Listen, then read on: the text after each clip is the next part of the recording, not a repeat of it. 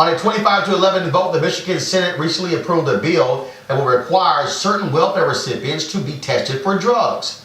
Recipients suspected of using drugs will be asked to take a test.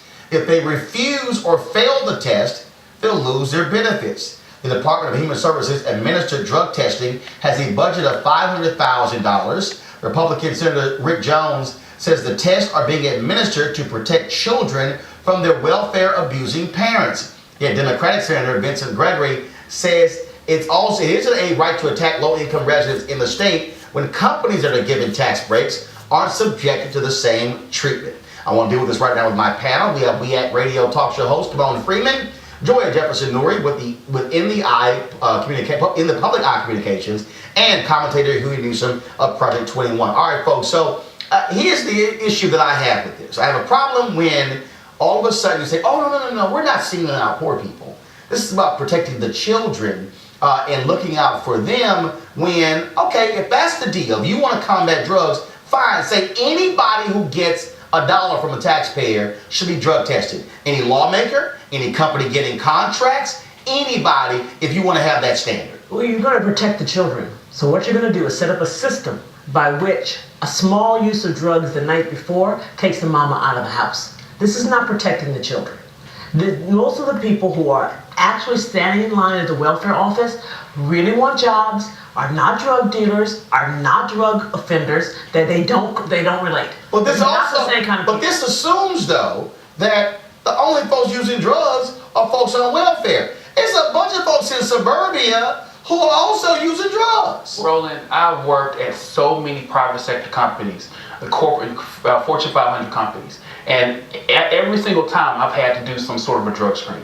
So this whole notion that it's just people on welfare that are being forced to be tested for drugs, I think a majority of people in the private sector now have to be tested for drugs as they go into different companies. But here's the problem, and this is to me, Kymone, where Republicans look nuts.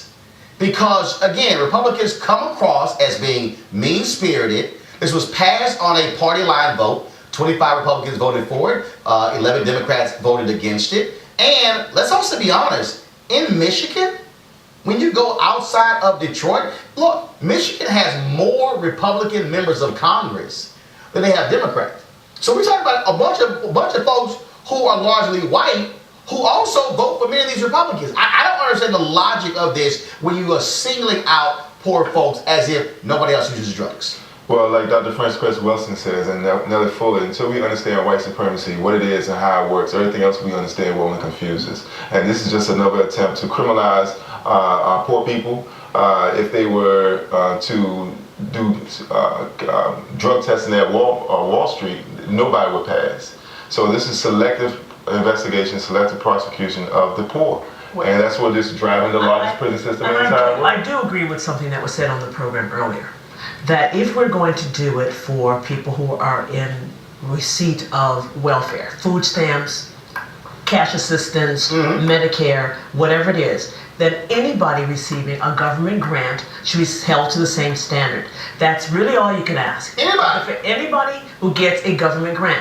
And that also might mean that voluntarily, members of Congress, legislators across the country should say, I want to be drug tested just to prove I believe I'm receiving a government check. I should be drug tested. And I do agree the private sector has been doing it for a long time, but not part of, getting a state contract. Right, exactly. Getting a state contract. That's fine, though. Okay, if you do that, my argument would be that you see very few incremental additional drug tests because most of the private sector is already doing drug tests. That's one thing. But 2 points. Number one, when you introduce race into this, everybody knows. I mean, we know there's stereotypes and generalities. Everybody knows the majority of people that are on welfare are white. Yeah. So to say that this is racism or white supremacy or something of that, I don't know where the data is. The other thing is, when you talk about Wall Street, there is another stereotype, the Wolf of Wall Street, if you will, that says that everybody on Wall Street's on drugs. We don't know that. There's no data to show that. So let's stay away from stereotypes and generalities when we start talking about policy. Well, I tell you what, but you have seen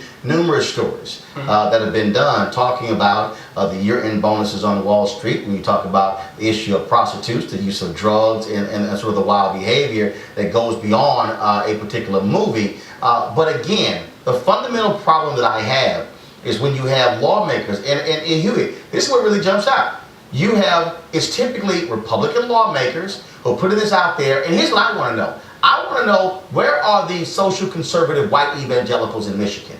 Why are they not standing up and saying, how dare you demonize the poor? And this is one of the issues. As a person of faith, it bothers me when social conservative white evangelicals are often silent when these actions are being taken that demonize the poor. But you're castigating those white evangelicals. No, I'm not. Yes, you are. No, I'm not. You're saying that. Show me where the white evangelical social conservatives in Florida have stood up for stand your ground. If you pro-life, then be for all life. But so we're switching subjects, though. No, I'm not. No, I'm not. No, I was specifically saying about evangelicals. First of all, if you say social conservatives and evangelicals, you're largely talking about folks who are white. Yes. Because when you say evangelicals, they don't include those of us who are African American who are evangelicals. You really mean those who are white. Fair enough. So that's why I just call it like it is. Fair enough. What I'm saying is, why are they silent?